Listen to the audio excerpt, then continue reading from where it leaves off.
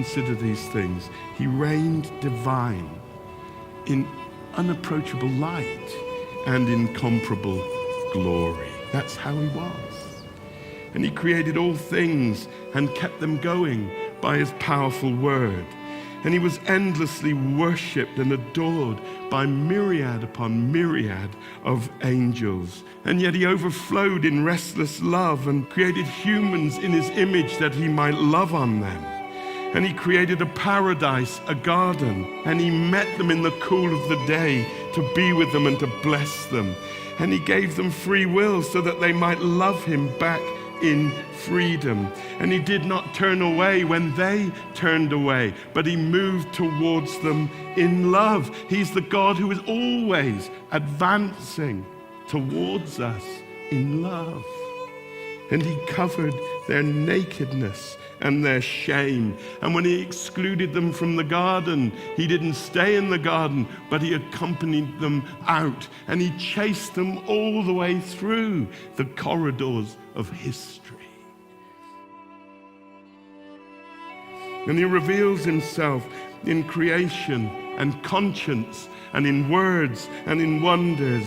And he chose his servant Israel to reveal his glory to the world. And he graced us with sacrifice and law so we could understand him and so we could stand before him. And he prophesied and prepared and planned his particular coming to us. He is amazing. He's amazing. And he wed himself to human flesh in virgin womb. And he took upon himself our very nature that he might give his very nature to us.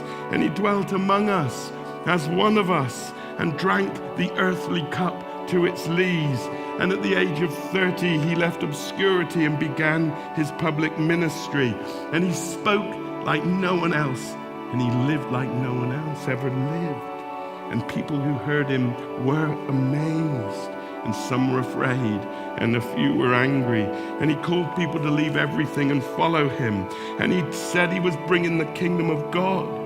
And he showed us that he was the king of the kingdom.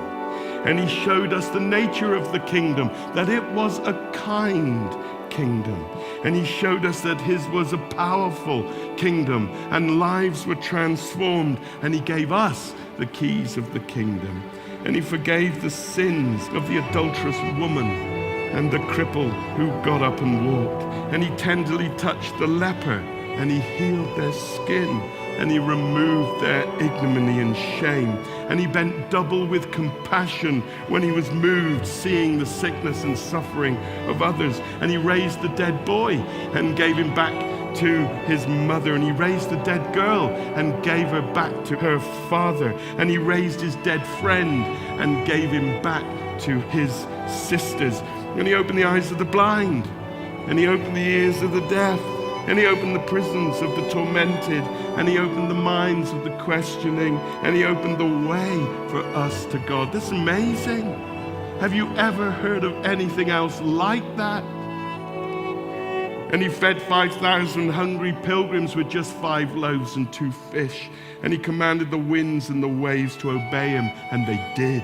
And he ordered the shadows to depart from troubled souls, and they did. And he taught us how to pray to the Father, and he called his disciples his friends. And he had a special heart for those who were on the margins, and he was homeless and had nowhere to lay his head. And he was transfigured before us and showed us his glory.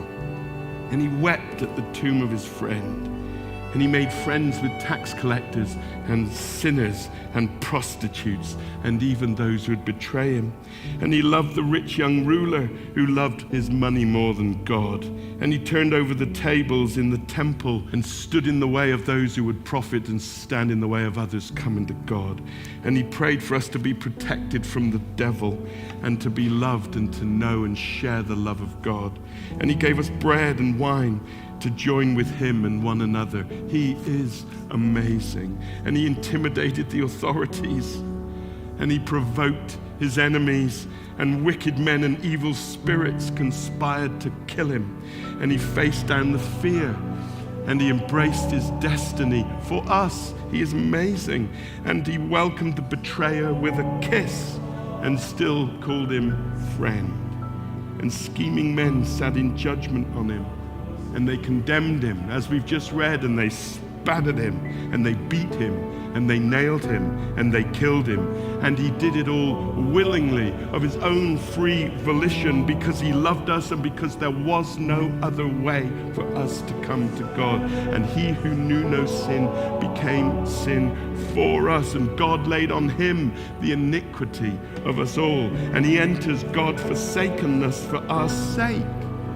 And by his stripes we're healed. And he drenched the earth with his blood.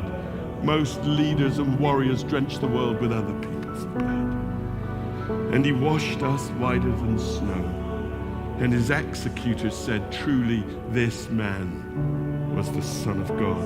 And they laid him in a cold tomb, and he descended to the depths, and he set the captives free, and he shattered the bonds of death and hell. And he had the last word, and he pushed away the stone, and he canceled the debt of sin, and he satisfies the justice of God, and he redeemed us from death and hell, and he reconciles us to the Father, and he disarms the demonic, and he brings us home out of exile, and he makes us citizens of heaven. And he is amazing. And he ascended to heaven, and he sits at the Father's right hand, and there he prays every day and all night for us. And he asks nothing from us but our faith and our love, and he sends us out to tell others about him.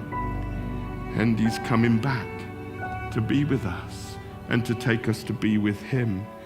And he will judge the living and the dead, and he will wipe away all tears, and he will heal all the wounded years, and he will drive away all our fears. He is amazing. Meanwhile, he's still healing, and still saving, and still reconciling, and still delivering, and still transforming, and still here with us by his Spirit, and still the God who is for us. And today 2 billion follow him, and hundreds of millions are persecuted for faith in him. And one day when he returns, he will fill the whole earth with his glory. And he is called Jesus, which means God saves us, and he does. And he is the Lord, which means he rules over us with his tender love. And he is Emmanuel, the God who is here for us.